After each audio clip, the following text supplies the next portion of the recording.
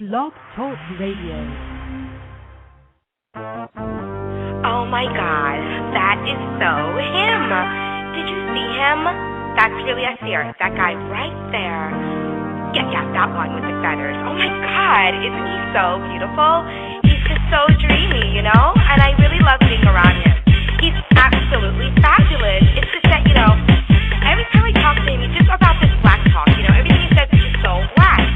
It's just like black. I mean, I don't even, know what to say to him sometimes. It's like so black, and it's black people, and it's black stuff, and it's black hair, and it's black thing. I mean, it sometimes drives me crazy. Do you know what I mean, Sally? I mean, do you? I talk that black song, that you out in white song. Can't walk, push it on, jacking like a beanstalk. Open up, let us jam. We be about that dividend. We be about that major move. Ain't think about no extra friends. We want that black song, and you out in white song. Can't walk, push it on, jacking like a beanstalk. Open up, let us jam. We be about that dividend. We be about that major move. Ain't think about no extra friends. Well, I huff hip up, let the whole house down. Ain't just down, that's time for the down. People come from miles around. I make rich white folks start to frown, because they know when the chips are down. I'm a type of nigga, burn the whole shit down. Wear that crown on my head, maybe maroon, maybe red, maybe Morocco, maybe Fed. Most act live when they really dead. Beta Satan, they be waiting. Wanna eat the food before you get it on the plate end. The Satan taking a cent, they oats on empty books. A society based on looks. Lucifer cooks the books, but I'm proof set by the door. Call me that noble Moor. Navigate that 7 seas. Crusaders all they need. Call me that black or post. I sell these crackers dope. That's why them in like rope. Ask me if I like them, no. My quote's already dope. Before this rhyme was wrote. Simple across that capital mode. Cause I'm the one that's dope. I find a way to talk about that black talk every day. That's how I always say that I am here to say that black song. That you out in white song. Can't walk, push it on, jacking like a beanstalk. Open up, let us jam. We be about that dividend. We be about that major move. Ain't think about no extra friends. We want that black song. And you out in white song. Can't walk, push it on, jacking like a beanstalk. Open up, let us jam. We be about that dividend. We be about that major move. Ain't think about no extra friends. When I walk in the party, it be like who is showed it. I feel they eyes up on me, cause I'm the one they wanted. Because I got it, flown it. I teach it, take it, own it. I whip it, rip it, show it. Like Zora on a horse it. Just glamour, glitch and gloss it. Just wait when flying, floss it. I spend so much it's costly. Empress's gumbo sauce it. Niggas is mad cause I lost it. Another life, another time, get off me. Cause I'm that earthly coffin. Black Bonner be the boss it. White folk, they love feeding off me. But I be killing them softly. So if you bring that here, you better be very clear. The use that tears an empress of 10,000 years is here. Putting black talk in your ear. That truth you might just fear. I talk that black talk, that you out in white talk. Can't walk, put it on, jacking like a beanstalk. Open up, let us jam. We be about that dividend. We be about that major move. Ain't think about no extra friends. We want that black talk, and you out in white talk. Can't walk, put it on, jacking like a beanstalk. Open up, let us jam. We be about that dividend. We be about that major move. Ain't think about no extra friends.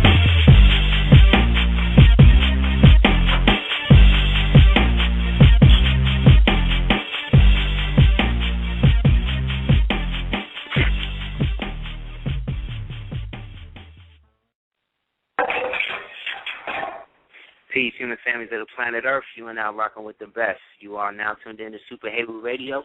I am your host, Aseer the Jupiter, along with my co-host, Serena the Empress of 10,000 Years, Saga Assad, Amor, and my brother, who's in town visiting us. Respect to you, Rashawn. Thanks for being here, homie. I hope everybody's week was good. Yeah. Hope everybody's week was good. You know what I'm saying? I hope everybody's been in a good spirits of late as we're into this second month of the ritual season of Jason. Inshallah, respect and our condolences to anybody that's been caught up or adversely affected by this period, with all of the skullduggery and crazy shit that goes on during it. We definitely want to send out our love and healing light and condolences to anyone who, again, has been adversely affected by this current season that we find ourselves in. 1 second. Let me make sure. Let me get him in. Hold on. Yes. Let me see if I get him in now. Hello? Peace. You in? Hello? Hey, what's up, hello? Frank? What's going on? Hey, everybody. Can you hear me? You can hear me, right? Yeah, I can hear you. Yeah, that's my brother, Rashawn, everybody. Peace. A.K.A. Mellow Maxwell. Tuning in for Saga tonight. Do know. What's going on? Also, I want to give a big shout-out to Yamaya Olokun today, because she saved our life. Yes. We was at the beach today in the water, and we wound up falling into it. We were in and having a good time and everything, and then based on the choppiness of the water, it was real heavy. Within the past couple of days, it hasn't been, but for whatever reason, it was very, very choppy today. Long story short, Selena's holding a baby. I'm in the water, and then I just hear her call me, and I turn around, and I kind of see her hands just holding the baby over the water. So as I start trying to swim towards her, because while I was standing in the water, it was shallow. But then I took one step, and there was no bottom. So it was what they call a squall, which is like a big divot in the water. So respect to the brother who came out into the water and helped us out. See, when he came and helped us out and helped Selena out, he was like, nah, she would have made it with no problem. But when I saw her with the baby, I was like, nah, let me go get it. But in the moment, you see what I'm saying? That shit was like real quick. But to show you how the spirit will sometimes prepare you, I already did. Show you how the spirit will prepare you for things without you even realizing what it's preparing you for.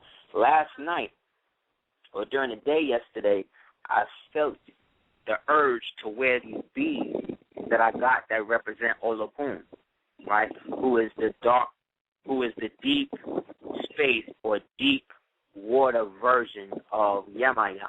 So she is the aspect of the water that deals in the dark water or the deep water that almost puts you out into the upper atmosphere or whatever. So in that, I was wearing those beads, and even today, I started to take them off before we left for the beach, and I was like, nah, let's just leave them on. So it was almost like there was an aspect of her protection within that, you know what I'm saying, and preparing us for what happened. Because when it went down, it happened so fast, it also made me realize the swift and changeable nature not only of the water, but of how the water or the emotional nature of water can sometimes bring you outside of your element, meaning outside of the part of you that feels grounded in, physical space or whatever. All that shit can be switched up in a moment. So, again, I just want to give a respect and shout-out to Yamaya and Olokun, who, again, was doing this spiritual prep work on us maybe from the night before. So I really appreciate that, you know what I mean? And I really know that these ancestors be out here, and when you're in tune with them, to be in tune, they help keep you in tune. You know what I'm saying? So, can you just, you know what I'm saying? So symbolically, I definitely want to give that shout out. Yes, Yeah, my brother, he was there, and he was witness to this shit too. It was like first the floor was there, and the next thing you know, then it was gone. Then it was like gone. But that is, it could have been, thank God it was, everything was okay. Yeah. It could have been. And again, right after the whole thing went through, just to make sure that we were all good and just to make sure that the baby wouldn't have no adverse or negative trauma or whatever, we went right back in the water. You know what I'm saying? Because that's how you got to do it. You can't allow the fear aspect of self to be so congenitive that it shuts down your perception of how it is you do your thing. And then also the fact that now we're in the second day of retrograde. You know what I'm saying? Right, but Mercury. So, with Mercury. So, this is a real interesting time to deal with all of these things as they start to manifest themselves. So, definitely want to build on that and give respect and shouts to that. You know what I'm saying? But there's a lot of stuff going on, you know, as it always is in this pitiful world. Yet, one of the biggest things I see popping was the fact that these guys decided to create a little fake debt ceiling. And essentially, this debt ceiling thing is going to really bite the country in the butt within a year. I would say even less than a year. It's really, really going to start to see how they really, you know, did a serious anal cleaning. You know what I'm saying? Got a financial colonic. They gave the country a straight up enema, and the country's not going to like it. You know what I'm saying? As it starts to manifest later. You know what I mean? But, you know, for those people that don't understand the potential of what the debt ceiling really is and what it pertains to, or how that will or affects, you know, people in the United States, you would just know that the aspect of the ceiling, or what they are talking about the ceiling, is the aspect of the debt that they know that they owe to the nationals. So there is the national debt, meaning the debt that they owe or are indebted to the national body politic, the national public, that they circumvented to allow a foreign bank, a foreign operative bank, to be created over here, which then came to be known as the International Monetary Fund, also known as as well as the is right behind it. As well as that, you know what I'm saying? So, oh yeah, that's the other funny thing. Then Pat Buchanan, who again is a Jesuit, who is also one of the handlers of a guy named Alex Jones. Alex Jones has a handler named Pat Buchanan. Pat Buchanan is basically part of something that was referred to as the McLaughlin Group.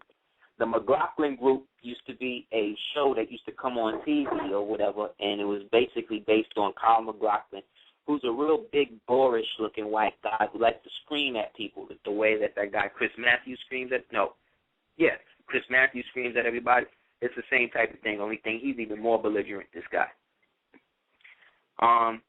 Anyway, the McLaughlin Group connected to this dude, Buchanan or whatever. They're all Jesuits. And Buchanan being the handler for Alex Jones, or one of the handlers for Alex Jones, he basically came out, was on Fox News the other day talking shit about the so-called president, and he kept referring to the president as your boy. He's like, well, you know, your boy came with the fake tax deal, so it's really going to destitute the country in the long run. But, you know, whatever, that's just how your boy do. Basically speaking like that, basically. So after a while, Sharp then let it go. And at Sharp, it was like, he is not your boy. He's not my boy. I said, he's not your boy. He's your president.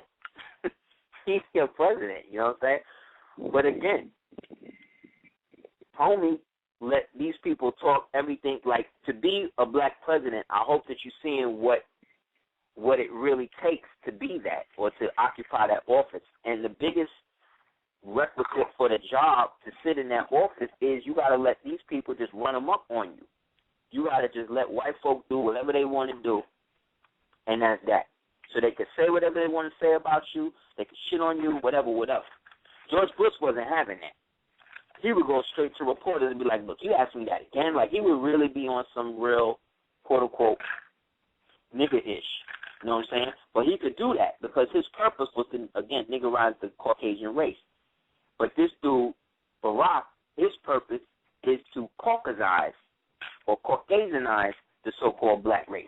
You see what I'm saying?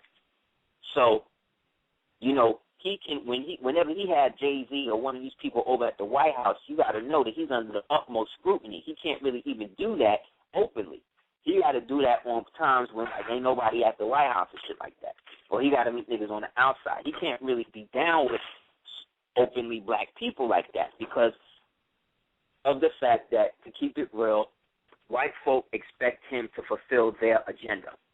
Yet at the same time, they like the novelty of allowing this person to act like that he is there representing them, even though he is. their interests, and their interests first. You understand?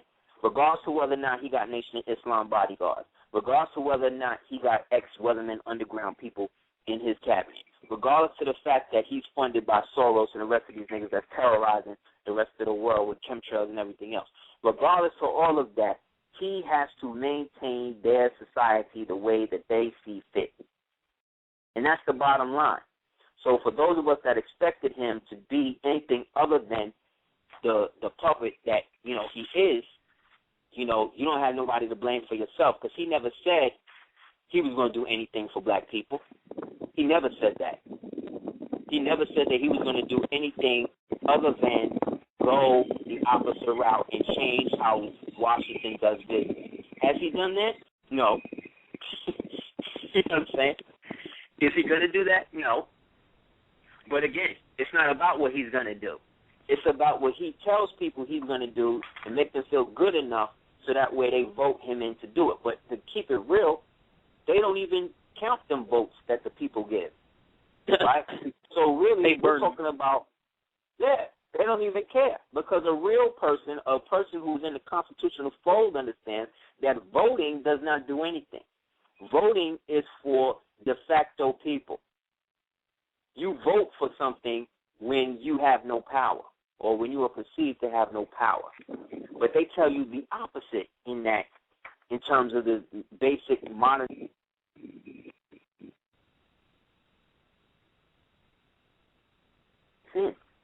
Yeah, but what happens if the voting machine you're using was rigged? What happens if the person who's tabulating the votes can't count? What happens if the person who decided to take the votes in that really just don't want to necessarily count votes from this community? Anybody remember Florida in 2000? In 2000, you know what I'm saying? Like the vote. Yeah, they gave people the whole okie doke, and guess what? These white folks still let him become president. Why? I mean, if even you think about it, dead people have been voting for years. You just be, cooking the ballots and all that. Yeah, son. They people who keep it real. Keep it real. Like, what is that? What has it done? What is it ever going to do? George Washington. This is how real it is. George Washington, in one of his last speeches, after the capitulation of Cornwallis, meaning after the time that he handed that he allegedly was able to, break away from the British government or whatever and be his own man and then make it. He said that the worst thing that could happen to the United States was that it would adopt political parties. That's what he said. He said there needs to be more than just two. You can't have a two political party system. He said that's too limiting. At the time that this dude lived in life, there was over 120 different parties, over 120 different people running for office and all of that. Because at the time, under the Articles of Confederation, you can only be president for like 6 months to a year. You know what I'm saying? There was no 4 years, all of this 4 years. You get to pick your own running mate. That's not how the country was founded by the so-called founding fathers, what they call the planters. You don't pick your own running mate. Like, how do you do that? Like, how do you do that when you are under the auspices of taking an office? The running mate is supposed to be appointed to you by the party. You're not supposed to be able to just call a nigga and say, hey, you want to run for office with me? You can't do that. That's another form of nepotism, man. You can't really secure who's genuine and who's not when you do that, when you allow stuff like that to happen. But that has not stopped these people from running their country how they want, because they run in their country based upon the fact that there's 3 different United States, 4 different United States running concurrently at the same time, most of them being de facto, or worse, them being under the foreign jurisdiction of a whole other corporation. The United States don't have its own bank. You understand that all banks in the United States are foreign banks? That there's not one bank in the entire United States that's not run and owned by a foreign government? So that means, again, how can you be living in a country that's supposed to be sovereign with its own independent borders when everybody else has a say over your dough, over your money, over where you... Oh. if you want a choice, if you want to have a choice of if you want to choose something else though, you know, like if you want your own what type of potato chips you want, you know, you got 50 million choices for that. You want a different type of car, you want a different type of clothes, sneakers, you got 50 million choices with all of that. But when it comes to government, you can only have two. You know what I'm saying? You can only have two of them at a time. You can't, or three, maybe independent, maybe. You know what I'm saying? So it's either who? Achman, they're going to try to print who is like the Darth Vader Sarah Palin. She's like the Illa Palin. She's the bitch that came out and said that blacks was doing better under slavery. But here go the cheat. She said, and they asked her why. They said, well, they seem more together. You understand how deep that is for a chick to say that? And she's insane. You know what I'm saying? She came out dissing the whole debt ceiling thing about getting the government subsidies for the money and all of that. But she took out a $14 million government subsidy on stipend for her family's personal farm. So on one hand, she's shitting on him, and on the other hand, she's not. Then to show you how ill the fix is in, the chick that got blasted in the head, Kathy Gifford, she back in Congress already. Yep, she was in Congress on TV yesterday. Yeah, they sort of walking all of that. Yeah, she walking, no problem. Just like she didn't even get clapped in the head. So, you know, meanwhile, the guy who killed her, shot her or whatever, robbed her or whatever, we don't know where he at. When he gonna go to trial? Who they gonna try to dupe him as? I'm gonna get your thing and go to bed. Okay, buddy. Good night. You know what I'm saying? So, you know, this thing is really, really going south quick. So this is the time for us again to, you know, double back and look at where we are and what it is we are working to, you know, get out of the present situation. Which, again, on Super Heru Radio, we always want to be, you know, start with the bleak aspect of things and then, in a sense, work to raise it up. Because too many times we are bombarded by conscious people who are constantly telling you, you know, or making you feel hopeless because of what these people are doing or how bleak our people are or whatever. But really, the worse it is, the better it's getting, you know? Grandma used to say that. So I know that all things are coming up in this past for a reason, and that we, as the conscious, are the ones responsible in terms of discerning, you know, the truth from the fiction in it. So the man Larry Flint just offered the chick who killed her baby a whole rip of cash to pose nude to get penthouse. And then he's considering the offer. Or see, yeah, you know Larry Flint don't care. Yeah, nigga. You're like, they already tried to kill me, nigga, so whatever. Like, anytime I can shit on him. And one thing about him is that he keeps it all the way funky with them white folks. He don't play. He get all they shit out. You know what I'm saying? So it got to the point where after they blasted him and tried to convert him, tried to get Jimmy Carter's sister to convert him to Christian Satanism, that's when he flipped it and then went right back to pornography. You know what I mean? So he eventually, so people are fielding this offer from him, and she may do it. And if she did, I tell you what, it would be the biggest selling magazine that they ever sold.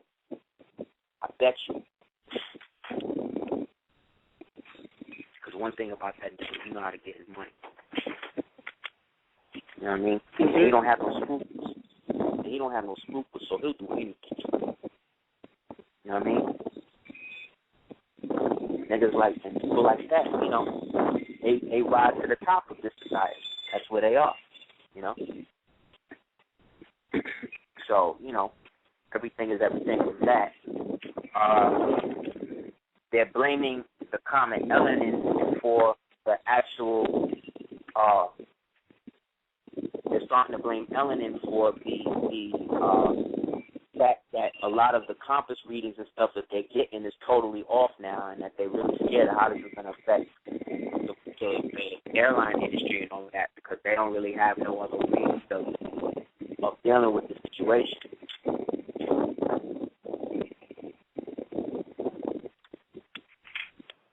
You know what I'm saying? So who knows? But that's going on. What about the underwater UFO you were talking about? Yeah.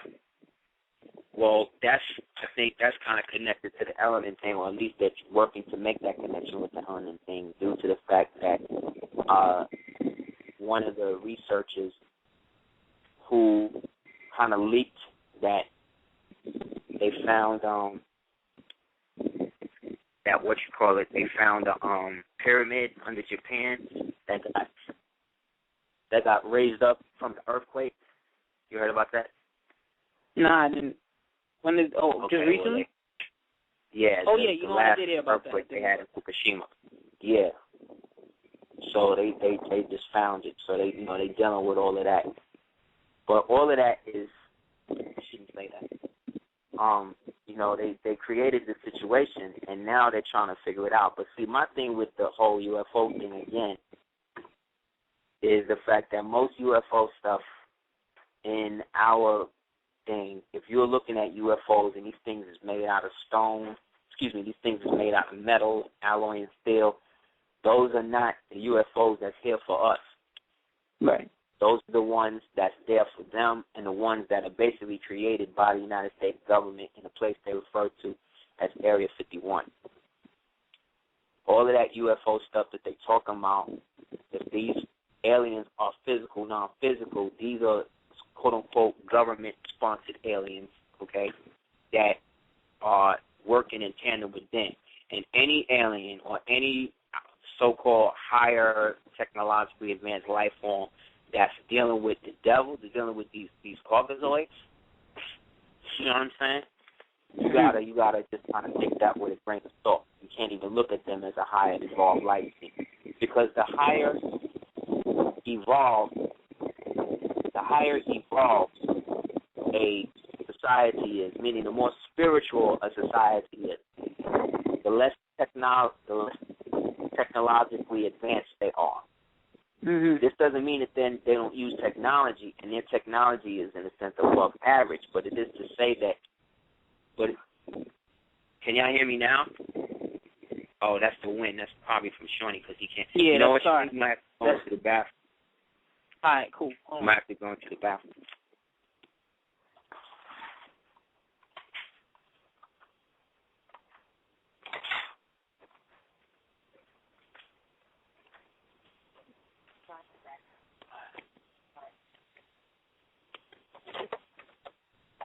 Is that better?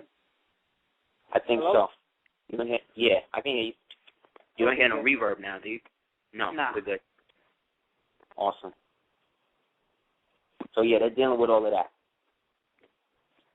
So dealing with not only that aspect of stuff, but also dealing with the fact that the United States is trying to reorganize Japan into its beachhead, that it can then start to use it as an honest deal with China. Because China just came out again directly and just said that if the United States does anything to Pakistan, it's not going to be good for them. But they came out formally and said that, almost as a pre-declaration of something. Now, in foreign policy, anyone who makes a declaration, that declaration has to be answered. If it's not answered, it's taken or construed as disrespect by the country in question. So what the United States did was they did not comment on that. What they just did was send more people into Afghanistan. In the process of that, they've already started an economic embargo on it. That is going to lead to them basically eventually committing to put ground forces on the ground. Once they do that, China's not having that. So this brings the Sudan and Nigeria, like I said, into play. during the fact that they are one of the biggest African contributors to China, which is why Sudan has Darfur. You see what I'm saying? And Somalia was hit with the pirate shit. You understand what I'm saying? Because, again, they was dealing with it. The only people who were supporting the Somali pirates and giving them guns, Kalashnikovs and stuff, not the Russians, not the Japanese, nobody else but who? The Chinese. The Chinese. Because the Chinese know that essentially the United States is what they referred to back in the days when they used to refer to Turkey. When Turkey ruled the world, they used to refer to the Grand Senor. That's the Grand Padishah, meaning the Emperor of Turkey. He was basically seen as the one who was not only the great governor of the world, but he was the one that had the sanction shit. So Turkey itself was referred to in historical documents as the old man of Europe, or the old man of the West. And because when the Moors fell, the mystic Turks or Mamluks moved up. When the Mamluks fell, the regular Turks moved up. When the Turks fell, then the British moved up. You see what I'm saying? So it became a successive wave based upon the destabilization of the greater original Moorish Empire. That was a global empire connected through bloodline and family and blood family ties. You know what I'm saying?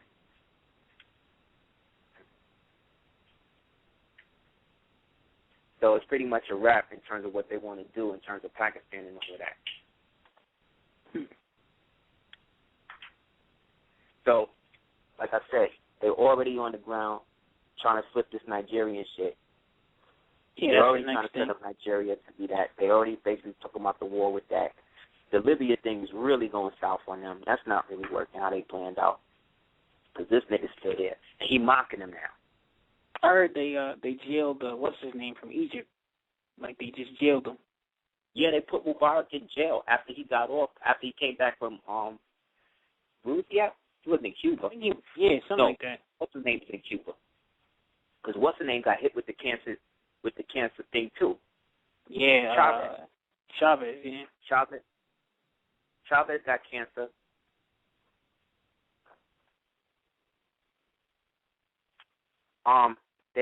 Chavez is going in. He got the cancer. Mubarak got the cancer thing now. Report came out that what's his name suddenly is strict with cancer. One of the members of the Aseer dynasty from Syria. Oh, they getting the Bob Marley treatment, that mysterious cancer. Yep.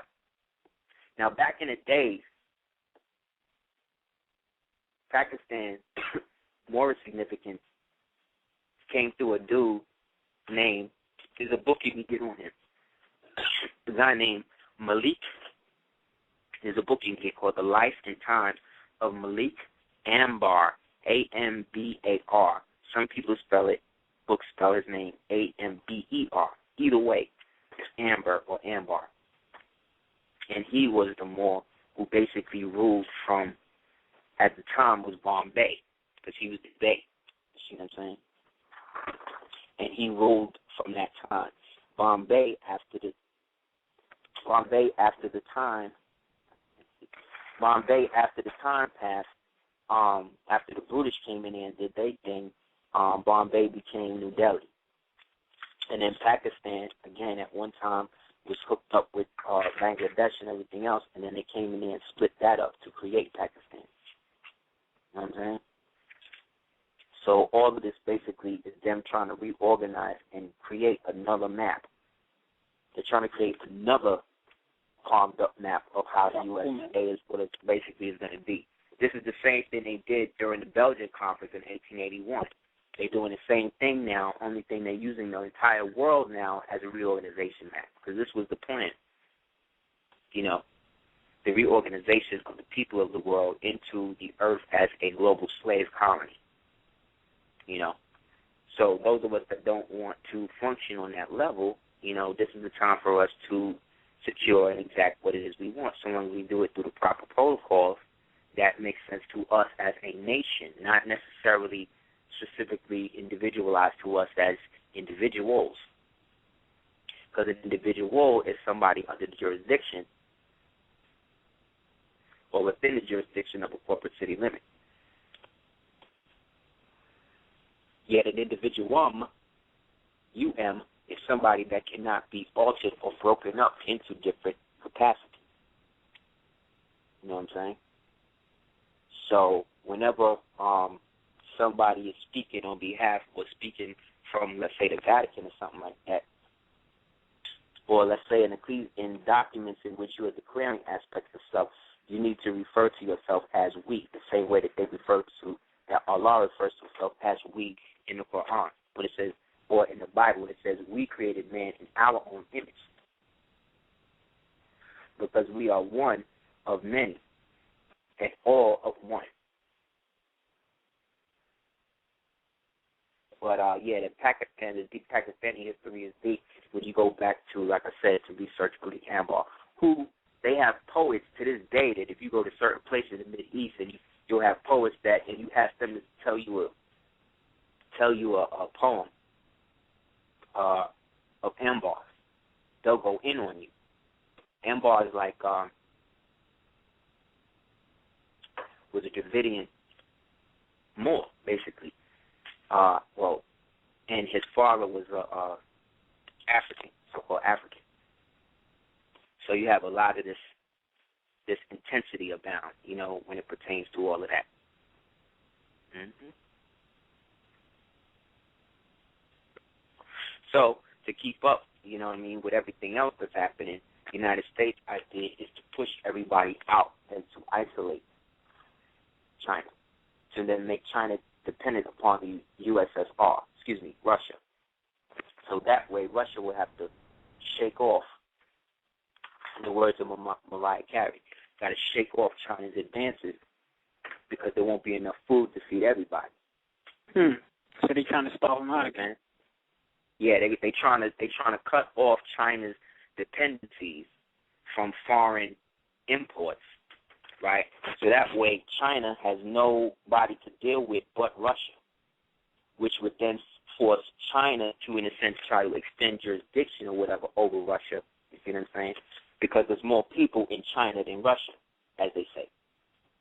So this would then force Russia to retaliate, which would then cause Russia and the United States and North Korea or whatever, Russia and China to be involved in it, which then the United States then could send sorties, meaning undercover black ops, Delta teams, through Japan, through South Korea, to then go in and add more fuel to the fire. So while these two superpowers are dialing it out, the United States and Britain can then come over, take over the darker peoples of the South American continent as well as Africa and Europe. They already started with the destabilization of Greece, you know what I'm saying, in terms of demolishing the foundation of what they would refer to as the Republic, because Greece, according to Western society, was the foundation, or the foundation that they use or model that they use to emulate. So, right, just like in slavery, if you dehumanize the father or the mother, it will create a system in which the child does not rebel. Greece, the parent of Western civilization, you know what I'm saying? UK, Britain, and Rome being the wicked stepfather, right? And then the United States being the child that's supposed to, carry on the work of both of everybody else into the future. But the United States can't sustain itself because it's bloated based upon the debt. But there's two debts that's owed. There's the debt that they owe us as the original indigenous or Tonkinese people that never fell to their jurisdiction, because we never have. We never have fallen to their jurisdiction because we never have lost our noble nature. We just choose to ignore it. You see what I'm saying? But you are who you have always been. So, again, Just because they say that you got to have this and that don't necessarily mean you got to do that, because they don't even, the people telling you to do that don't even have a lot of that stuff. So for them to want to reorganize and recreate a fictitious debt based upon the fact that they didn't want to pay us. They didn't want to pay us. He's an hour. Bro, can I ask a question real quick? Mm-hmm.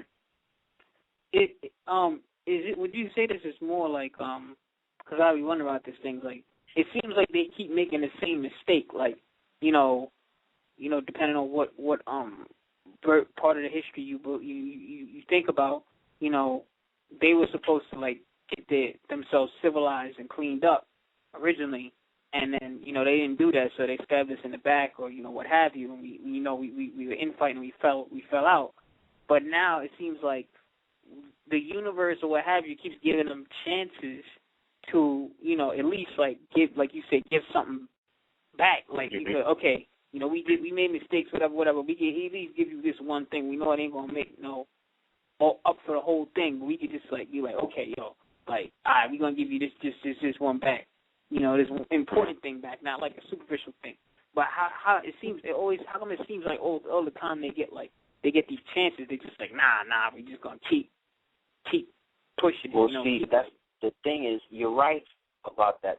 On one sense, because they were given a grace period, but that grace period been done ended. Right. But the reason why they're still here is not really based on their own grace. It's based on us. It's based on the political, sociological, geopolitical, spiritual, problems that we have with each other, in which whenever that happens, you are put in a position where one is under the jurisdiction of the other. Whenever you create a society like that, where people have and other people don't, society is not, a civilization. So the chances that they keep getting is really not so much chances, more so than they are opportunities that they are capitalizing on due to our political infighting and those of us who are there to support their worldview of what the world should be. You know what I mean? Like, when you watch Blade, yeah, and they have the familiars, and the familiars is like, well, I'd rather be a pet than cattle. You know what I'm saying? A pet than food. This is the mentality, the defeatist mentality that a lot of indigenous original people have, because from every moment, every day that we walk outside, we are bombarded with imagery to negate who and what we are. Every day. Whereas other people wake up in the morning and everything in the society seems to be just open and ready, made available for them. That means that we're living in two different societies, even though we're in the same place. You know what I'm saying? So that is not a natural thing in so-called human evolution. That's a form of de-evolution. You know what I'm saying? Mm-hmm. Like, one thing about old Rome, at least the Roman state, everybody had their quarter. The Greeks had a quarter, the quote-unquote Greeks had a quarter, the Ethiopians had a quarter. Everybody had their own little neighborhood, the same way it's set up now. The difference being that Caesar was just ruler of all. You know what I'm saying? So there was no checks and balances or nothing, especially after he dissolved the Senate. That's essentially what this dude or what these people have done by circumventing the natural, quote-unquote, organic constitution that members of the original, quote-unquote, 13 colonies, the beys or captains of those colonies, as well as the serfs who lived on the colonies, all of those guys had no say in nothing.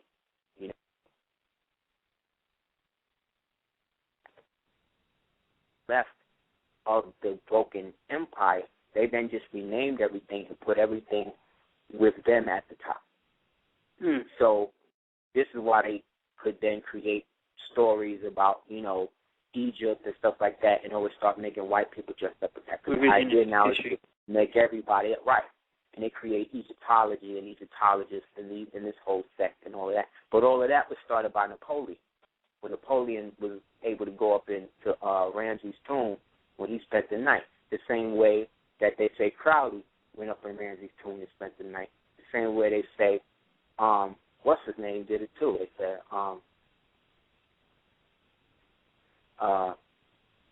Ronald Reagan, because he was like the Ramses thing. You know what I mean? Or like when they had the big ritual in the year 2000 when they walked into the Giza pyramid and all that, Bush and them. Because this again is a spiritual. It's a spiritual war first. It's a physical war second. So the way to not get caught up in the physical aspect of the war is to understand the spiritual symbologies at play in it, so you know where and how to move.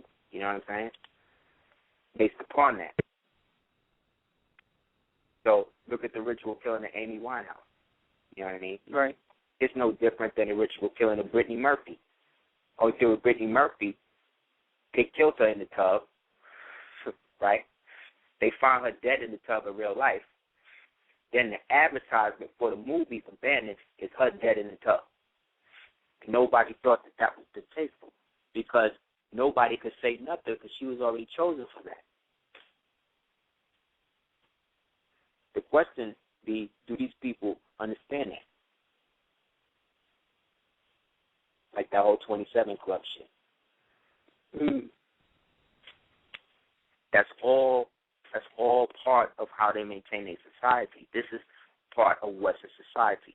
Ritual, satanic killing, serial killing, all of these things develop after they allow all them paperclip, Operation Mongoose, Rat Line, concordant Nazis to come over here and integrate into the American populace. Because prior to the rise of the Nazis in Germany, the United States was over here promoting all the eugenics and stuff and using black intellectuals to do it. People like W.E.B. Du Bois, who politics for black sterilization. Yep, him too. You know what I'm saying? All to take away from what Marcus Garvey and everybody else was doing. H.G. Wells, again, another futurist for them, like Vonnegut and all of these guys. All of these guys knew each other and worked with each other to maintain the system because they was all part of the order.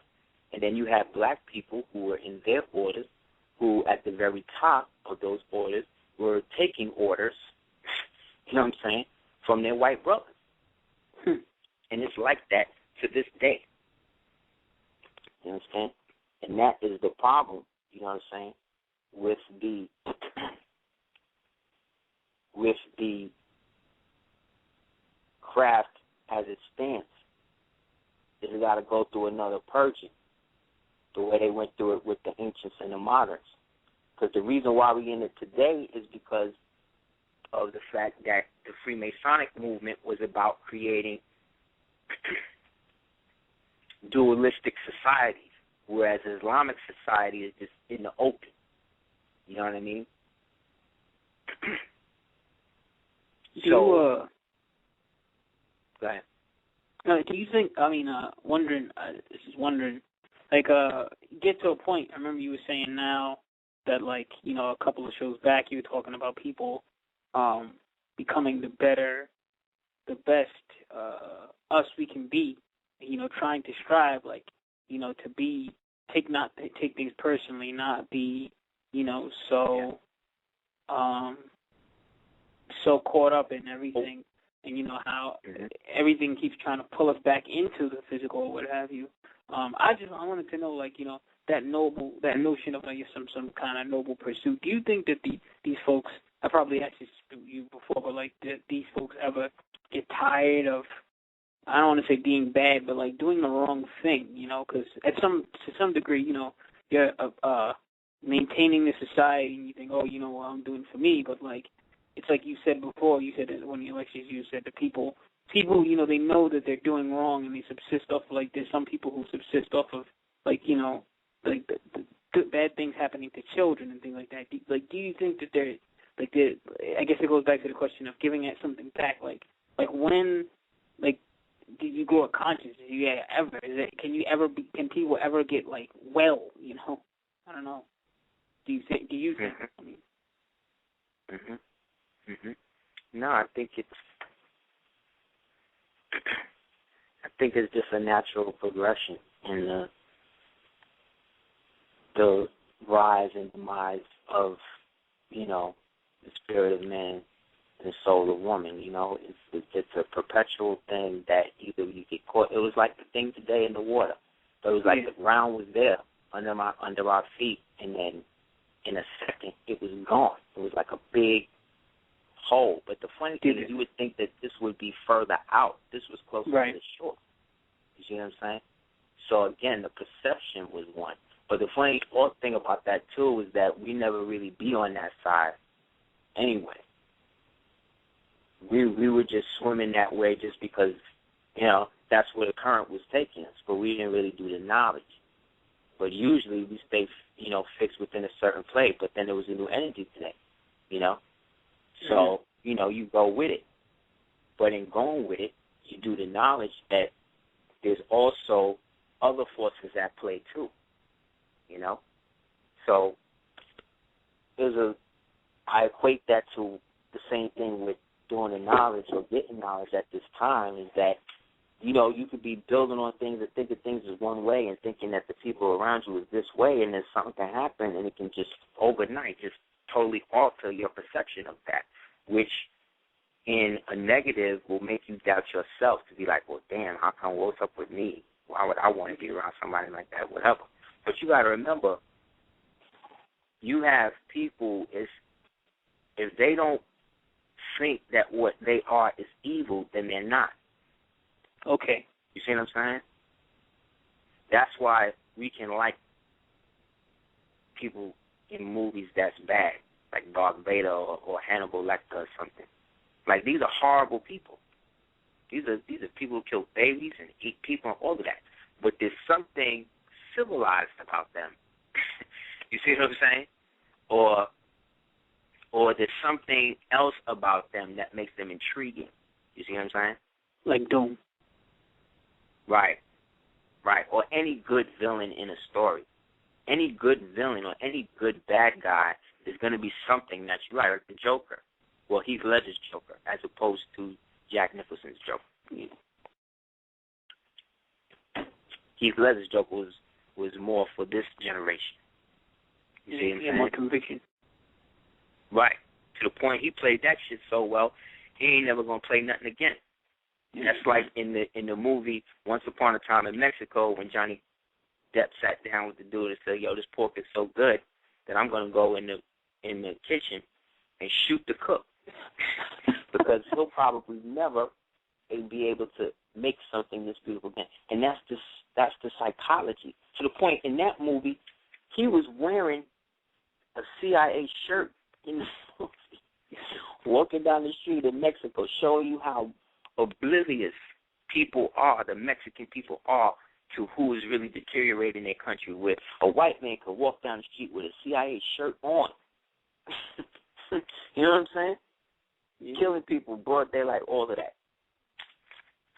And there's a certain degree of impunity that comes with that type of flawless or totally careless or totally narcissistic attitude, because this reality rewards entities like that, because the negative aspects of the reality get to feed on that and can use that then as a focus point to focus their intent in on, and then manifest in this reality through the action.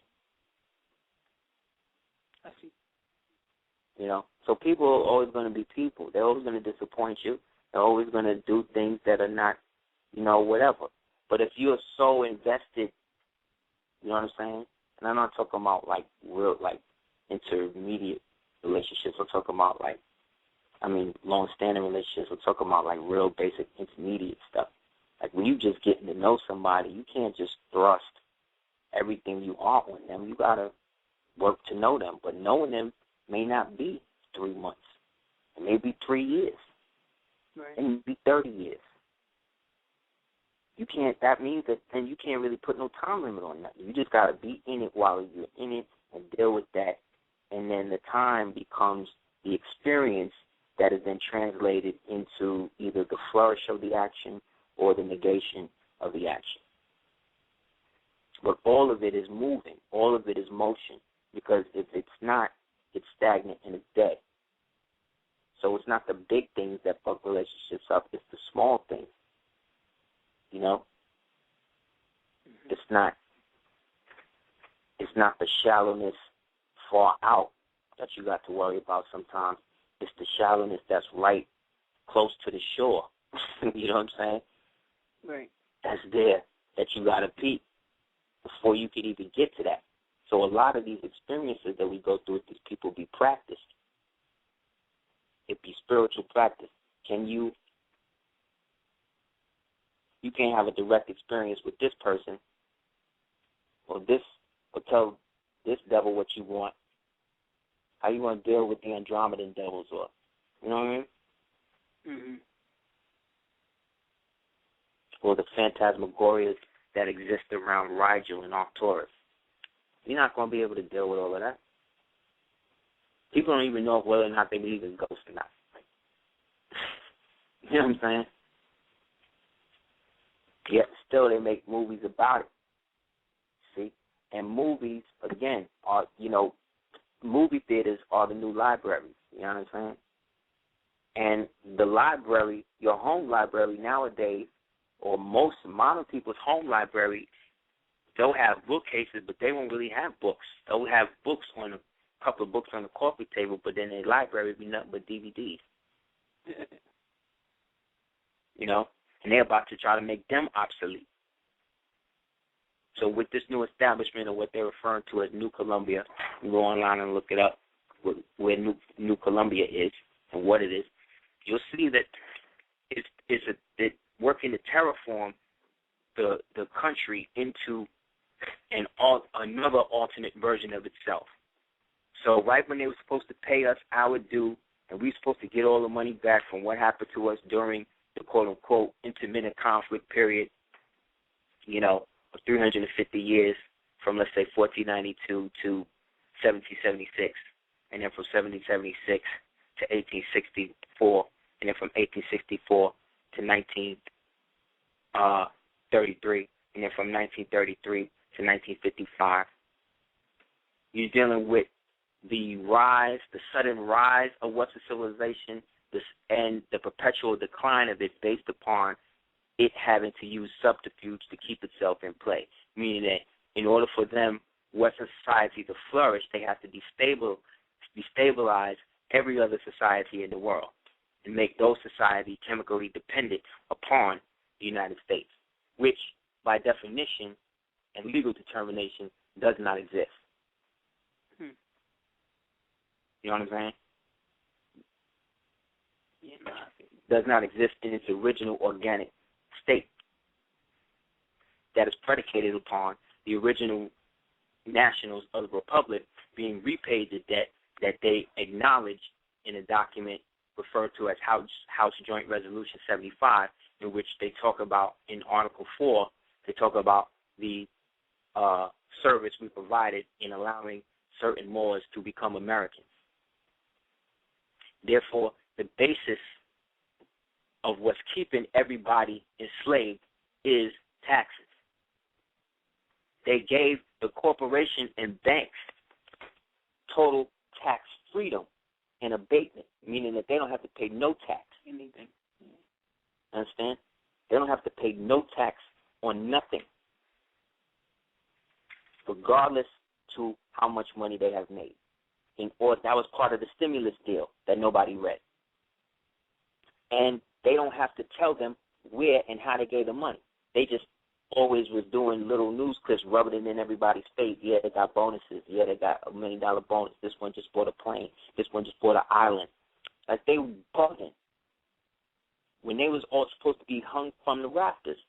So why did these white people let these other white people flip their money? Because they white people. If that was a black man, if Barack was the one in charge of all of that, do you think that would have went down? They would have impeached him.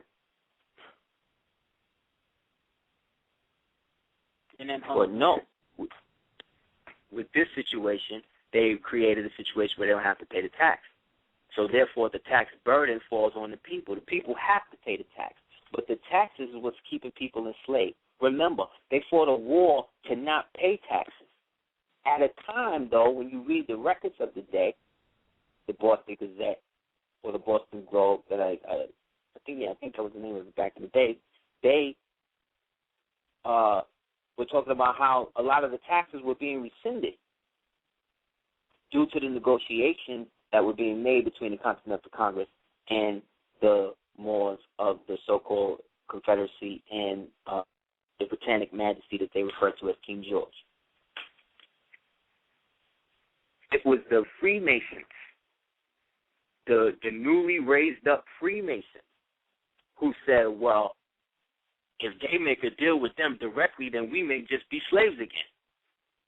And they were the ones who decided that they needed to do something about it. So they needed a charter.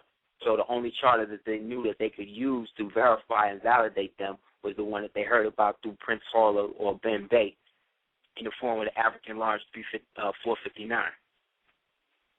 But they couldn't get on the boats because they was landlocked. They was dry docks, and they was surf.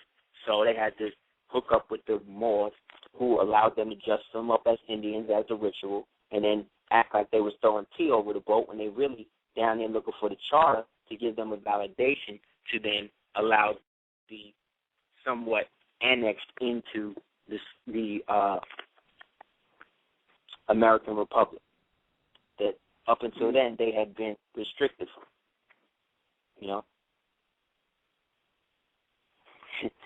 What happened was after the Tea Party, Crispus Attucks got popped.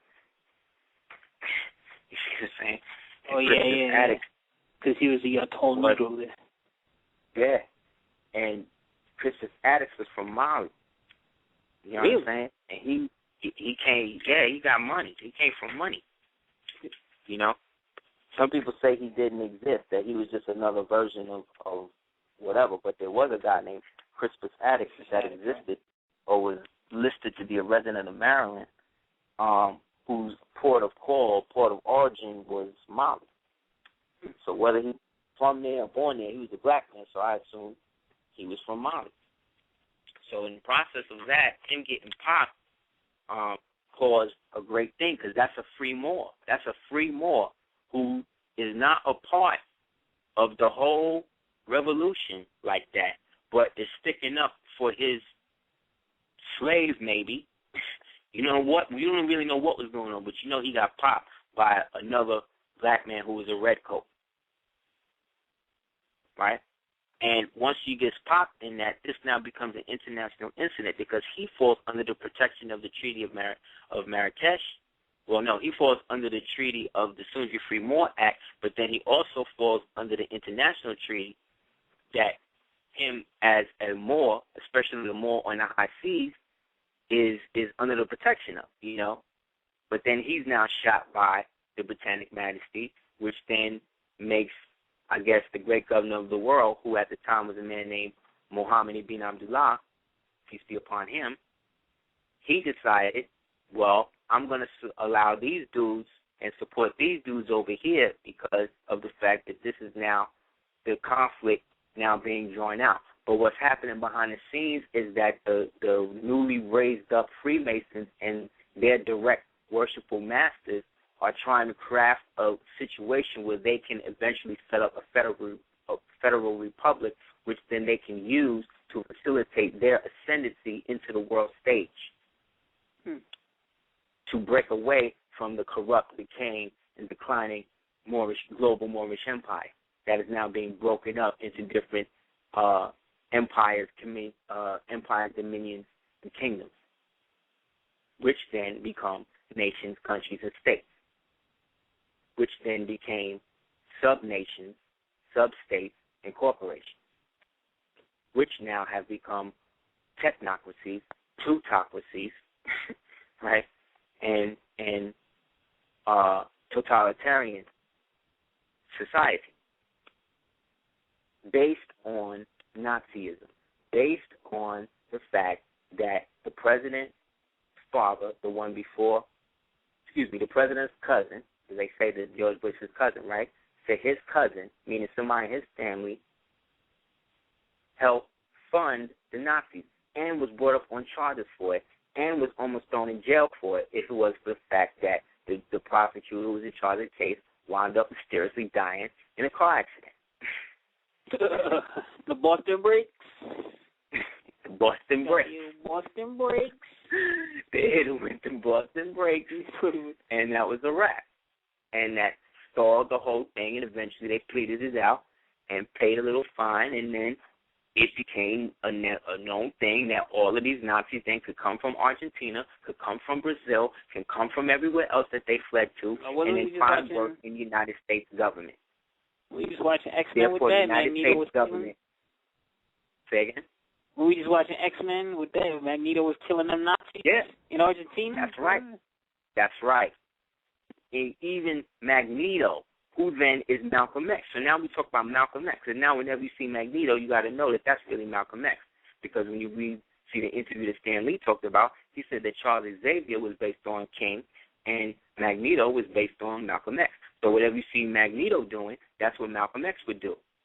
Whatever you see Charles Xavier doing, that's what Martin Luther King would do. Peace was never an option. So again, this is psychological programming through symbolism, simulacra, and post-hypnotic suggestion all at the same time. In which now for us to even make this association, then we can say, oh yeah, that makes sense. And again, in the movie, Magneto was the one putting in the work. Due to the fact that he did not like Nazis. And neither do I. It's a horrible aberration or a horrible creation or hybrid thing that came out of German culture. But the thing about the German culture is that they're the most technologically advanced of all the Caucasian races. You know what I'm saying? Well, that's why after the whole shit went down, World War II, all these scientists was up for grabs. You could upgrade your whole system with these dudes. So the people like Nuremberg was just the people who wound up falling on trial didn't really do nothing. The real people wound up in your government. They helped set up things like the Jet Propulsion Laboratory. You know what I'm saying? And the FBI and the CIA and NASA. They say you can go in NASA and say hi Hitler, you wouldn't have one ass in the seat. Niggas would stand straight up. That's why eventually they had to shut it down. You see, they're too inbred with it. Again, this is Nazism. All of this horror, goth culture, all of this stuff, serial killing, all of that is based in Nazism, which is the ritual abuse of Caucasoid people to open them up to become hosts, to be inhabited, to be placed in positions in society, to then engender consciousness of other Caucasian people to follow what they say and do. This is also called celebrity or glamour. And a glamour is also glamour, what? Which is a the demon. Vampires do? A demon, yes. It's a demon. Cool C did a joint back in the days, peace to Cool C, did a joint called The Glamorous Life. After that, him and Steady B rob a bank. See what I'm saying? Gotta watch that term. Sheila E. did The Glamorous Life. She's Sheila E. and she's who she is, but based on how she came in, she was only going to rise to a certain level. Because to glorify certain aspects of that is to glorify the demon, you understand? And the more demons get glorified, the more people get possessed. What I like about the movie Cowboys and Aliens is that it showed and proved what we've been saying on Super Heru Radio for a long time, is the fact that the alien possession shit is really a cover for demonic possession. Because this movie Cowboys and Aliens takes place in the 1800s, and due to it taking place in the 1800s, the aliens, as they manifest, the people of the time refer to them as demons. See what I'm saying? So a demon, right, or an alien, basically is the same thing. You're talking about something that's not from here, that is trying to find a way to fix itself here by using whatever means of physical exchange to make that happen. Whether it's possession, whether it's post-hypnotic suggestion, whether it's ritual traumatic abuse, rape. These are all ways to perpetuate the actualization of a demon in flesh. And then due to the consistency of the programming, allow the programming to deteriorate the vessel to the point that you can make it do whatever you want based upon how many entities you put in it. There's no such thing as being possessed by one demon. But when we say demon, we're not talking about what we see in Hollywood. We're talking about the negative aspect of yourself that you have left unchecked, that you have not dealt with, that is now forcing itself out of your unconscious into your conscious mind, influencing your action to force you into a realization of it, thereby becoming the monster in the closet or under the bed. In order for you to fight or come out of it, you have to come out of the closet or sweep out what's under the bed. The closet being the pineal area, what's under the bed representing the lower aspect of oneself, which one equates to the demonic realms. Don't believe me? Ask people where hell is. Ask them to point to where hell is. They're going to point down. Ask them where heaven is. They're going to point up. They don't have no real representation or anything physical in the world that they could really point to say that this is where these things are. But no matter what language throughout the world you ask somebody to do it, this is what they're going to tell you. So what does that say? It says that there is a species mind pattern. Yes, though. There's a species mind pattern that we are all responders to.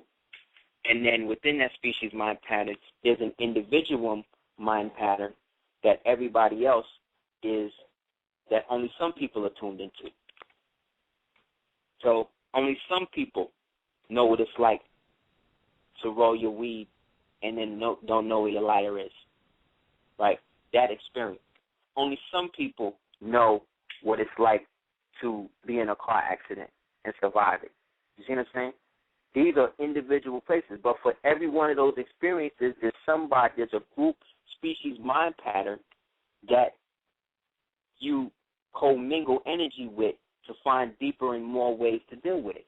Just like on Facebook, which is a physical representation of this non-physical thing I'm talking about, you can have a group be created to promote something or to perpetuate something. And then you can have your own Facebook page, your own species mind pattern, individual, and then also be a part of that. But then you could change your mind and then create a Facebook page against that and then get a whole bunch of other people to do the same thing. And they'll do the same thing. And then it become about whose Facebook page is the realest one, who's the fakest one, who's the one that's got this. You see what I'm saying? But really what that is mitosis. You see what I'm saying? The splitting of an atom into something else. Physical reality is dualistic in nature. So to think that you're going to be one thing your whole life other than conscious or a child of the creator of God, you see what I'm saying? You create something else.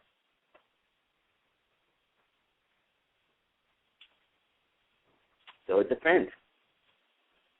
You know what I mean? Make sure that's your core. Yeah, that's your core. You know? So I don't know, man. Things are progressing at such a rate, it's really great because it's created a venue for us to do the knowledge to that. Anybody that wants to look at a picture of the fleets coming from behind the sun, you could go to Google Earth and go to C-2010 X1-2010. Well, that's one of them. Another one is 2010 S016, and another one is 2005 YU55. You can also look at it at the coordinate G1.9, and you could also keep it under the designation Elenin.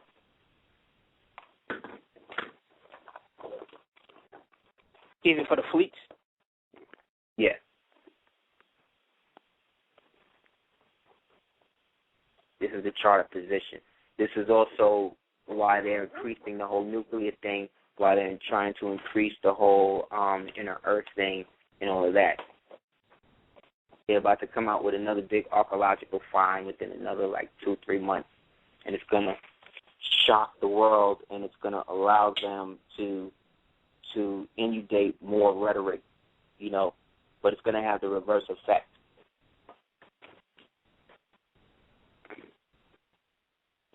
Because the key to this, my super Heruian brothers and sisters, is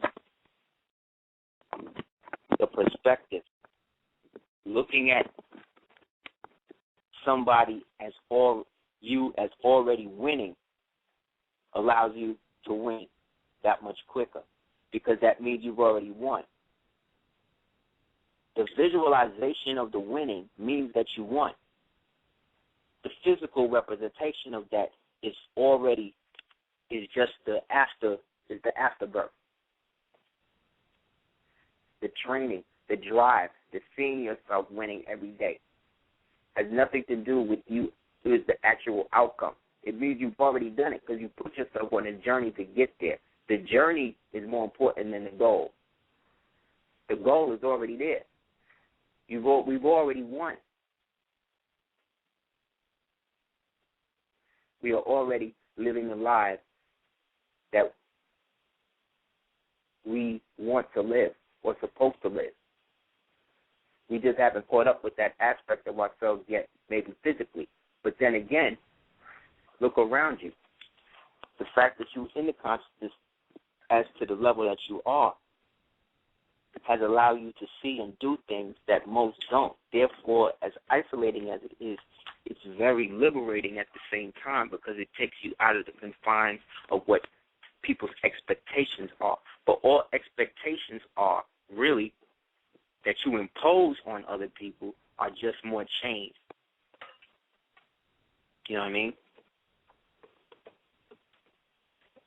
So all of these things are just examples, that we're building on, that manifest into the greater good of us being where we want to be, both individually and non-individually.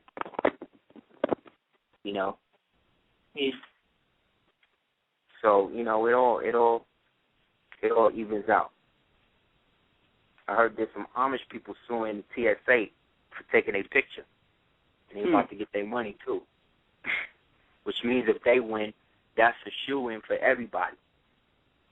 Because that's a good question. Where does all your pictures and all of that go, if that really belong to you? That shows you that none of that belongs to you. They should be giving it back.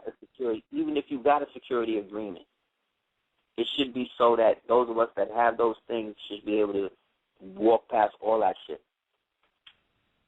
Not everybody goes through all of that patting down and all of that, man. But because they niggerized the world, you see what I'm saying? They're treating everybody like niggas. You know what I'm saying? White people first, in which now they have all of these investigations of busting all of these kiddie porn sites or whatever, because a lot of them sites not only is backed by CIA, but a lot of them sites is also funding sites for white supremacist groups. Right. That's been going on a lot, that busting on them kiddie porn people, five in 1 week or something like that. In New York. Yeah. Funny enough, weird enough or funny enough, my nephew, my other brother's son, one of them teachers was a substitute teacher at school. Thank God nothing happened, but wow. They just letting people, You see, whatever. like I said, these are the type of people that they're gonna be hiring for TSA. Because TSA is about to, like the same way you say going to the airport. They ain't gonna be saying that one day. They're gonna be like, I'm going to the TSA. Like that's how it's gonna be. You know what I'm saying? Like they the same way like Facebook is gonna be the internet. Like they're gonna do the whole shit with that too, because they only got a certain amount of time, or they feel, and this is what they feel, yo. This is them knowing the amount of dirt and all the stuff that they've done or whatever, and those of us that have been complicit with them in that capacity feel the end coming. But the end for them is the beginning for everybody else. See what I'm saying? So they ain't got to come, regardless. Therefore, it came. You see what I'm saying? Did you miss it? We haven't, because we've been building on it for a minute.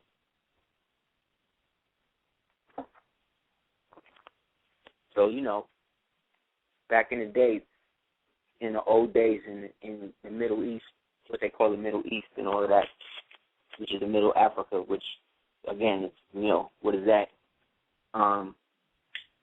They used to talk about the hand of Fatima protects you from the evil eye. Mm-hmm. Right? But the hand of Fatima in Islam is the Hakma in Hebrewism and Judaism. You see what I'm saying? And it's also the hand of God in the occult, esoteric type of stuff. You see? So the same thing is being manifested. In Japan, they call it the monkey paw. In China, And so whenever you would see movies or read about guys and they would have like an old hand, like in a box in a crib or something like that, like dried up. Yeah. Those were people into the so-called Illuminati of the day. Like the Twilight episode and stuff. Right. So back in the days, they used to call the Illuminati the evil eye. You know what I'm saying? Because the pyramid in the eye, this is how they flipped it. But when you really look at Kemet, when you look at pyramids in Kemet, you don't see no pyramid with no eye in it like that. You see what I'm saying? Like that's a Western thing. Like you don't see no pyramid with a space in between it and the capstone in Kemet. Iconography and hieroglyphs. You don't see that. You see what I'm saying?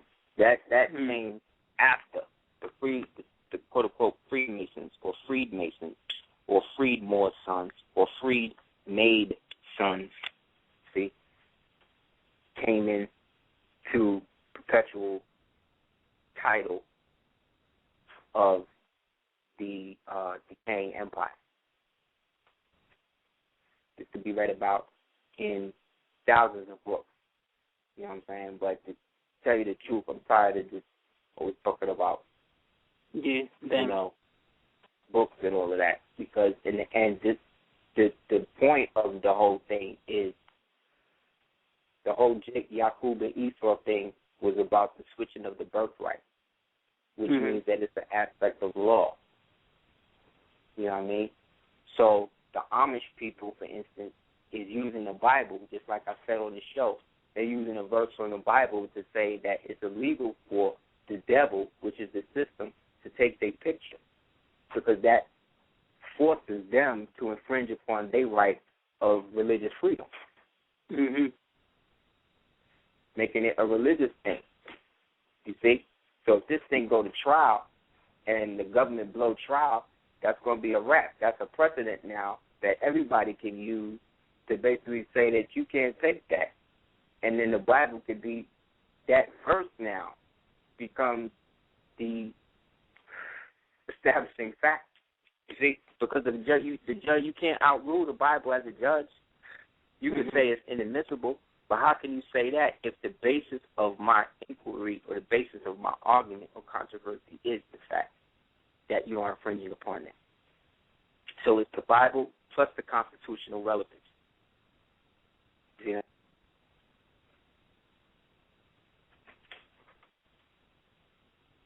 So, that'll be something to look out for, because if these dudes win, that's awesome.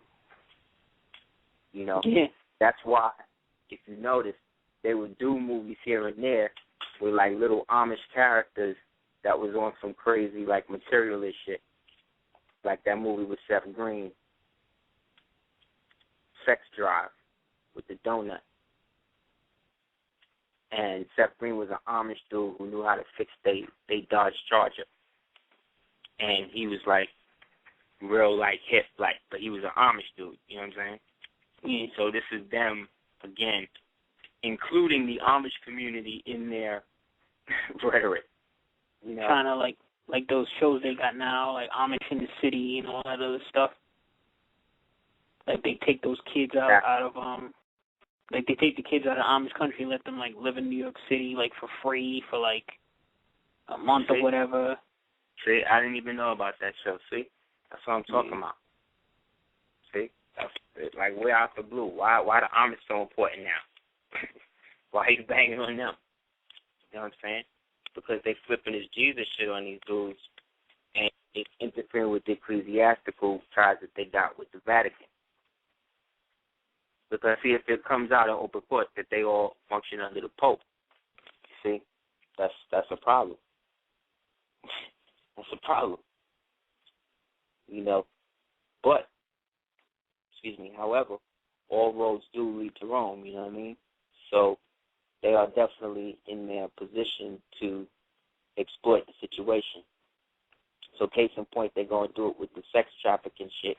Now that's opening up behind this crazy Hasidic dude with the dead kid, that he was cannibalizing after he had sex with.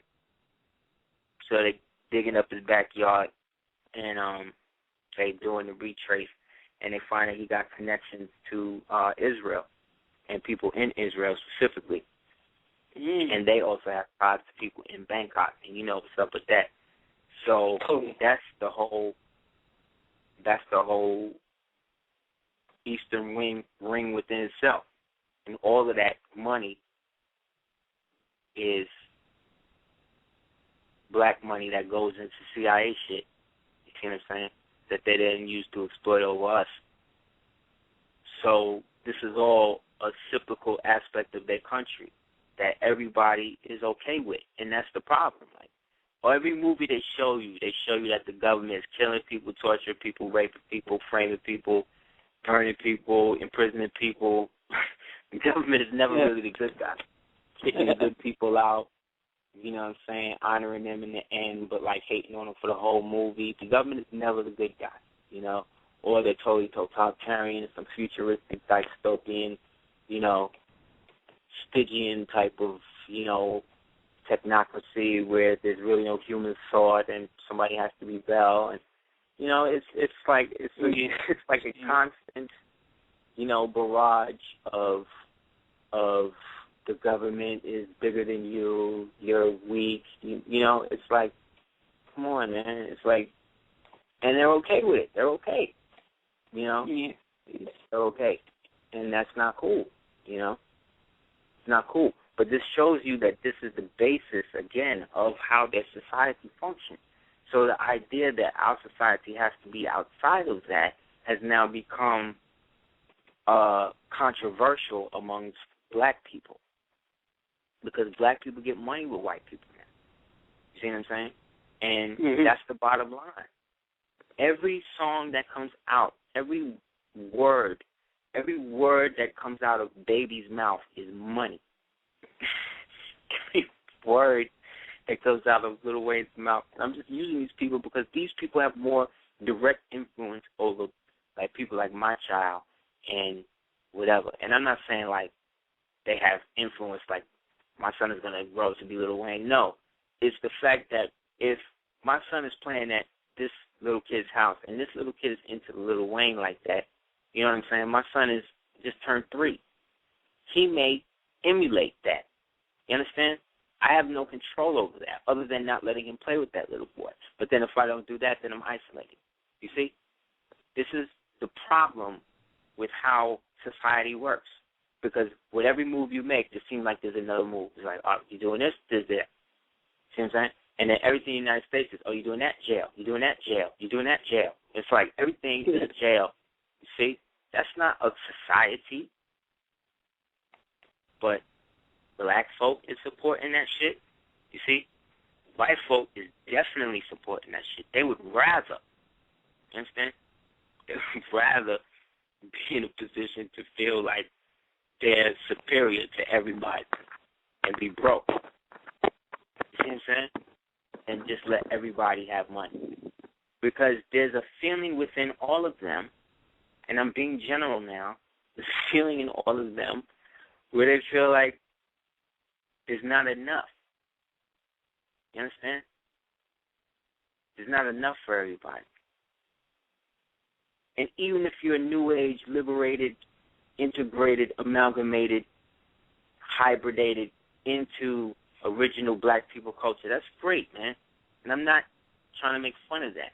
I'm just saying that you have come from a line of people who have been inundated in a subatomic level with what they believe is their superiority over everybody else.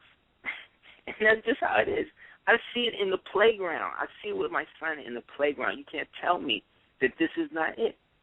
To the point where I have to look at my son and talk to him about the behavior of this child so that way he does not feel like, oh, this nigga just tried to sum me or whatever. Like, no, Moisey, you asked to play with him. He grabbed the ball from you. That's not nice. He is being uncivilized. You know what uncivilized means? He's not playing nice. Exactly.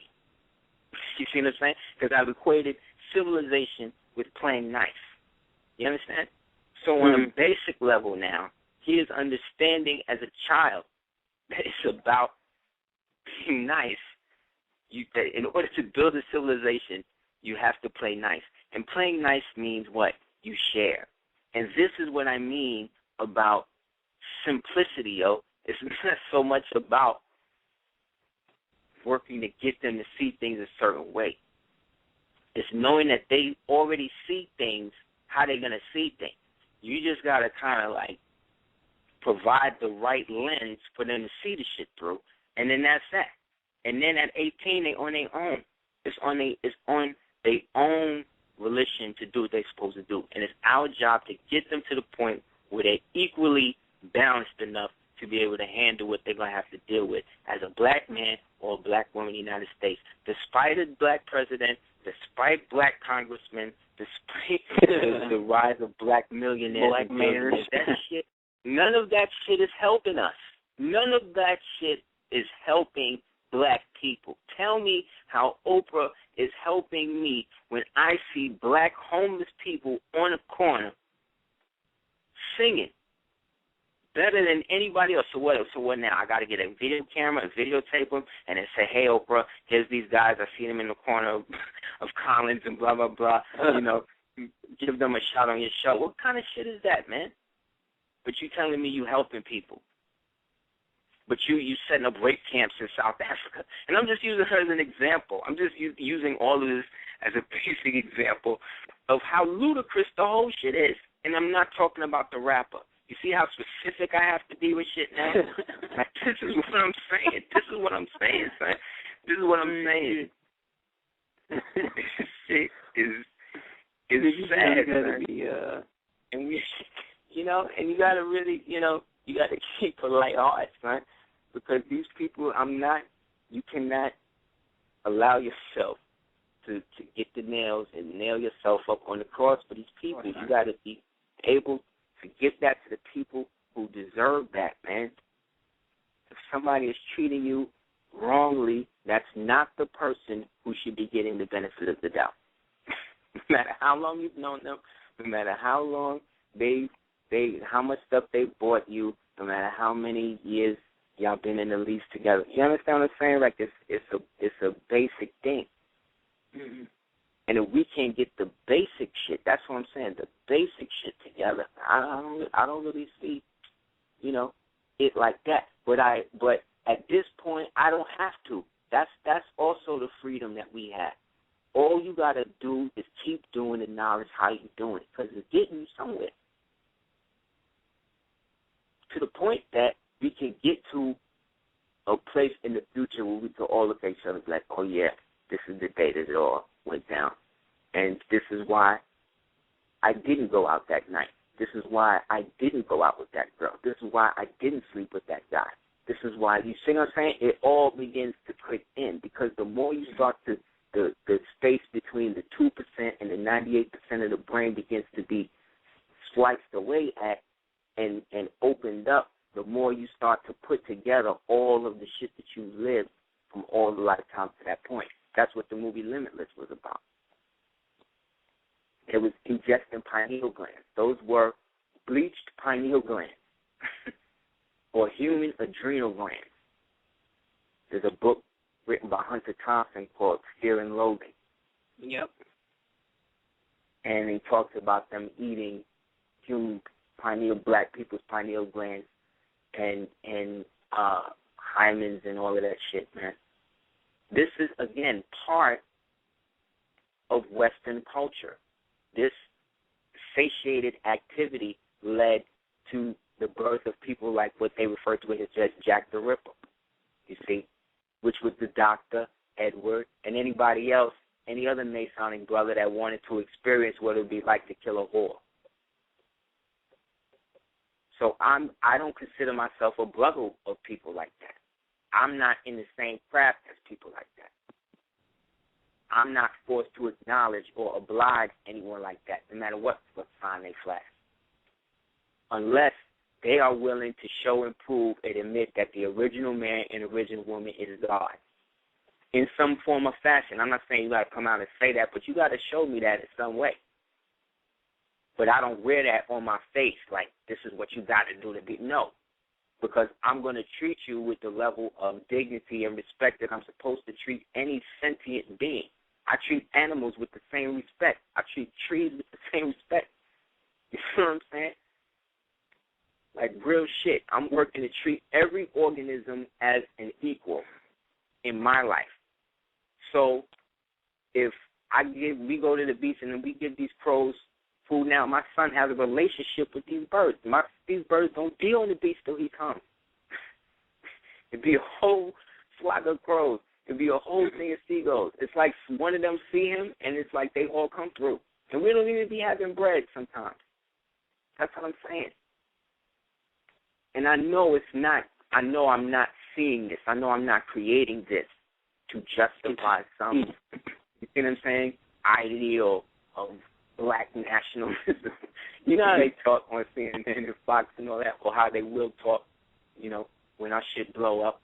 But this is what they're supposed to do. So that way we've already created the relationship with the people, the core people to the beginning. What do you want? You know what I'm saying? We've already created that. So whatever these people want to say, there's already archives of tapes that you can get on iTunes. You know what I'm saying? But if we was in Babylon, it'd have been clay tablets. There'd have just been a bunch of clay tablets out somewhere. You know? If we was in Kemet, it might have been parchment paper.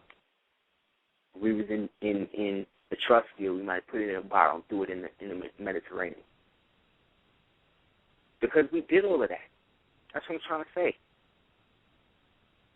So it's like we're at this stage where, you know, we're being literally fed upon.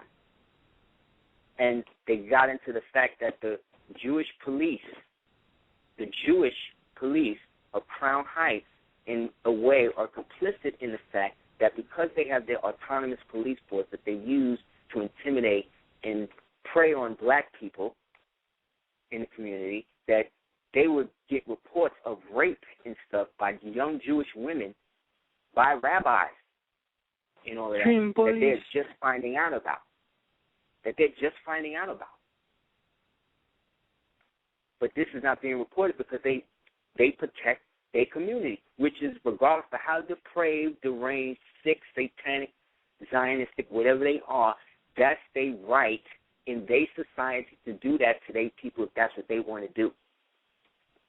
Because that's what America is, right? So long as you got money, you do what you want. But why is it when we say that that's exactly what it is, it's like, oh, you hating, oh, you just don't, you know, want to participate in politics. That. This is politics. This is it. Discourse. That's all politics is discourse. It's somebody who's talking shit about what's going on. That's all it is. That's all it will ever be. That's why to have your life only be this would be sad. You see what I'm saying? There's some people who go on to do what we have been doing as a means to gather friends. And there's nothing wrong with that. But the motivation to get friends becomes more important than it is to know people, you see? And when you have too much friends, you can get caught up.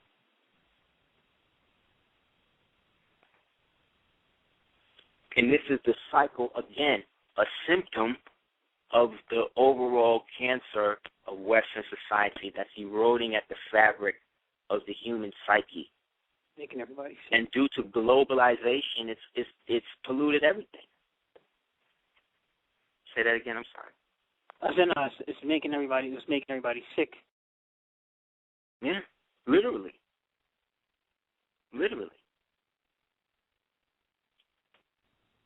Literally sick, yo. Same way they was giving out blankets after the whole, right up until and after the whole Dawes Indian Rolls Acts done by Henry L. Dawes. This basically created the partition of land and reservation systems as perpetualities on the tribal nature of the American Republic that was now eroded into a bygone conclusion of wardship of the United States over it.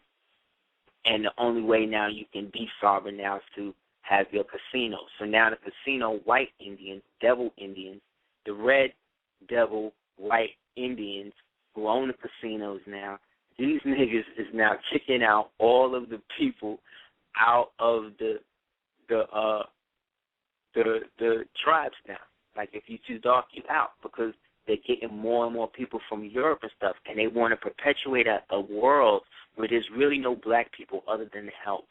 They don't want to have any black people just who have money to go up in there, Mohegan Sun, and do shit like that, because they want to get more European white people. But this is how stupid. Let me tell you how stupid white people are. White American people are with this shit, with that type of shit. They don't realize that the European white people want to come over here and be around niggas. You understand that? You know how many people from Europe I met on the corner of Franklin Avenue, smoking blunts with buckshot, selling boosted fucking polo. You know what I mean? Back in the days. All over the world, from Sweden, Norway, Stad, all types of places, Prague, all types of shit. Because they would come there because they would ask the hotel people who had the weed, who had the coke, so they would have to come to the hood. You see what I'm saying? So again, they already are attracted. But what these white people want to do, these white American people, they will always want to be superior over somebody. They want to have the cops in the neighborhood. They hook them up with the real estate people, and then they zone out what neighborhoods they need to start cleaning out, and they start to prep them by sweeps. So every other Thursday is sweep. You know what I'm saying? Niggas get caught up, and then you get in jail till next Monday. You know what I mean? And this becomes the system that eventually they use, and it forces people eventually to move. And then eventually they could turn them things into condos, and eventually they bring them in, and then one day there's a white guy living next to you. But 2 years later, you got like 8 of them living next to you, which is not a problem because they can live around us, so we don't hurt them. We don't prey on them like that, really, like we could. But let one of us live around them. And that's why I say anybody to this day in 2011 to tell you that quote-unquote race or what they perceive as race is not a problem or don't exist is a damn lie. They're lying to you. They try to manipulate you in some way or fashion. Or they just totally ignorant, which means that they probably either, married to a white man or married to a white woman, and they looking for validation. That's why you walk down the street, you see a black man with a white woman, the black man may look at you. Let me see a black woman, a white man, she ain't gonna look at you. That's just a symptom, a byproduct of that culture. I'll never know what it's like to live in that culture. You understand what I'm saying? But that's a way of life for a certain sect of people who may still consider themselves to be black people. They may even become more militant when they get with a white person. I've seen that one too. You know what I'm saying? Where they get extra, because now they're showing improvement, you know, because they with this white man or they with this white chick. Which, you know, don't front for me, in the words of Ghostface, but in the end, it's your choice. And everybody should be able to have the choice to do with and be with whoever the hell they want to be with. And if you can get a group of people who want to be like that and do that, then let them do that. God going to judge them. That's going to happen, how that's going to happen. It ain't up to us to influence that so long that they don't bring that shit over here. And that's how things was. But during those times, these were feudal times, and the life expectancy in a feudal society, you know, which was really the birth of Western civilization in the form of a white man becoming human or civilized, you know, the life expectancy was like 30 years old, you know. So here now, we live longer, but that's because we're in more of a mental bondage. We were freer back then, and we lived younger and did more. Now we live longer, know more, and do less. That's what they call seesaw evolution, which is a byproduct of social Darwinism. You know?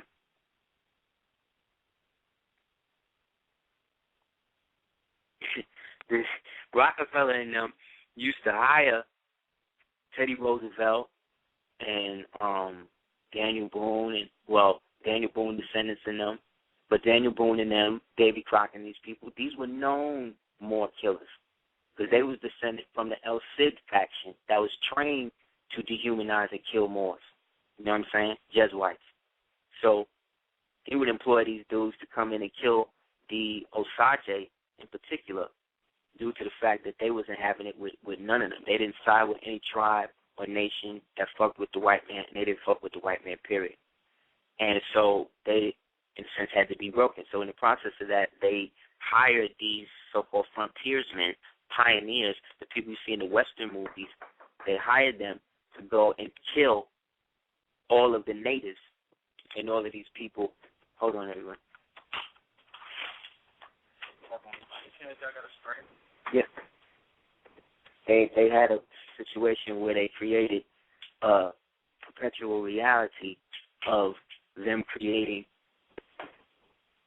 false perceptions of the so-called natives by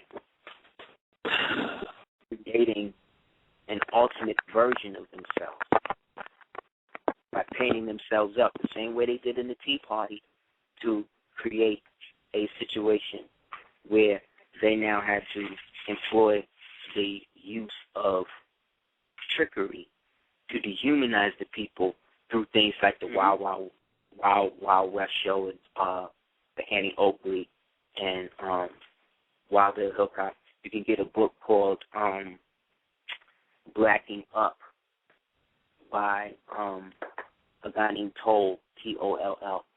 It's interesting. As well as the 13th Tribe by Arthur Koestler. That's very interesting because that also gets into the prehistory of the so-called Khazar people that define who they are. There's another book people should do tonight that Brother Daoud put me on to called Secret Cipher of the UFO Naughts by, what's his name? Greenfield. It's an interesting book, and it gives a extraterrestrial context to Malcolm X in a couple of pages. Oh, and goes on that. What are you saying? No, I was. That's interesting. That sounds interesting. So that gives the extra. But I was gonna say about the white people moving in. Funny enough, you know, near my old block on near the Brooklyn Museum, I don't know what happened. But it turns out, it ends up that several buildings over there got burnt down in like a day. Like the whole, on the corner of St. John's and Washington. Yeah. Over there, it got burnt like the whole. There's just like a hole there, like a hole. They burnt corner people all out. that shit is going. That's how they move, man. That's how they got it hooked up. They got it hooked up with the firemen, man, on the low. And they be burning shit up, and then they get the insurance and use the insurance money plus the money from the other spot, from the tenants and all of that, to flip all of the other illegal shit they doing. But they can do it based upon the fact that they are the goblins that run the bank. You know what I'm saying? Like the Harry Potter and shit. So they know where all of the secrets and where the hidden stuff is at. Yet they are the slaves of the Pope by law. You understand? So even though they got money and all that, they still get shitted on by the white Protestants or the Protestants who come out of the Anglo-Saxon Church of England. The Anglo-Saxon Church of England was established after Henry VIII killed his 8 wives, and the fact that they were all complicit Jesuit slaves to assassinate him. And so he had them all killed and then became known as Henry the Beheader and all the other shit. But in that, he's the one who broke away. But based upon the Magna Carta thing, they fell back under the jurisdiction.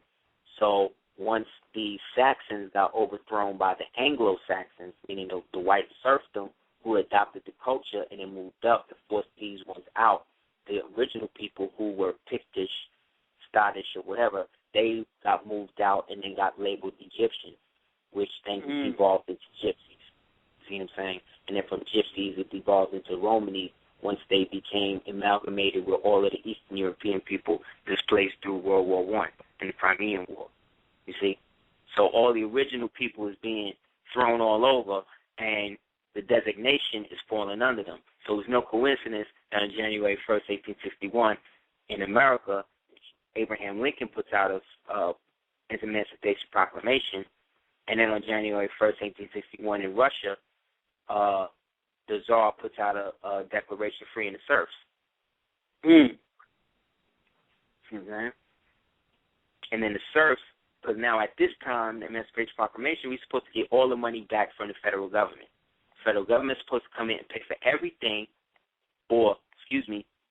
allow for the administrative aspect of everything to be set up, paid for us to be reintegrated back into the republic, which waits on the other side.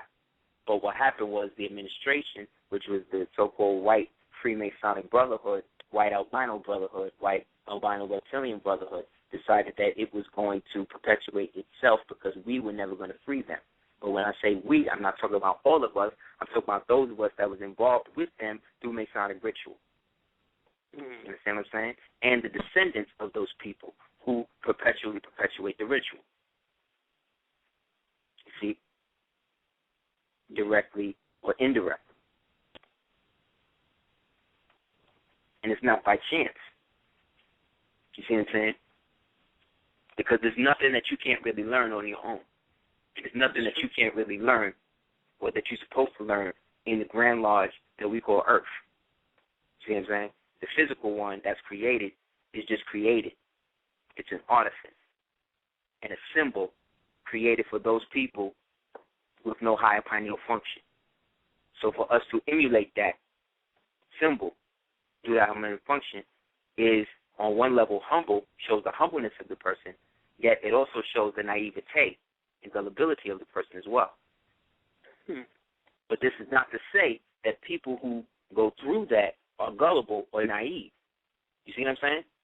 This is how delicate, you see what I'm saying, the rope is in acknowledging the truth, knowing the truth, being the truth, and allowing the truth to be what it's supposed to be, and not trying to influence. Because I have nothing to gain, you see what I'm saying, out of this. I'm not paid from anybody. You see what I'm saying? So in that, there are other people who are involved who have been placed in position to be able to build and have certain things and be able to rely on other things like that. All I can rely on is this woman here, my family, you see what I'm saying, and hopefully my children. You see? So in that, the acknowledgement that the future has already been won by us, for us, you see, allows it to already exist and be there for me one way or the other. And for all of us. And each one of us who know and understand that then can take the steps in our own lives individually until the point that maybe we can come together and maybe do something. But until then, you got to secure your own nation, because in each one of you, there's over 5 billion people. In each, think about all of the quote-unquote menstruations that you as an individual woman have had from the time you've had menstruation. Think about all the menstruation your mother had and your grandmother had. Within that one, same thing as a man, think about all of the years of semen that you've had in yourself since you've had it, since it's manifested. Death, in each one of those drops is over 5 billion people. You understand? So you are your own nation that rules itself autonomously without subject. Therefore, you cannot be subject to anyone else. Therefore, you can object to anyone trying to put you in that inferior position, regardless of what color, who they are, why they're coming at you. Yet it's not for you to impose your greatness on them either, because then that deteriorates your noble nature and then forces you now to deal on their level, which is devilishment. So I hope everybody had a great Friday. I did. Let's get it in on Monday night. I hope everyone is well. If anyone wants to holler at me about the classes starting on August 24th, August 24th, holler at me at houseofl@hotmail.com. Or if you just want to be added to the list of people in the class, please do. Contact list. We'll send you a response via email back. It's houseofl@hotmail.com, HOUSBOFEL.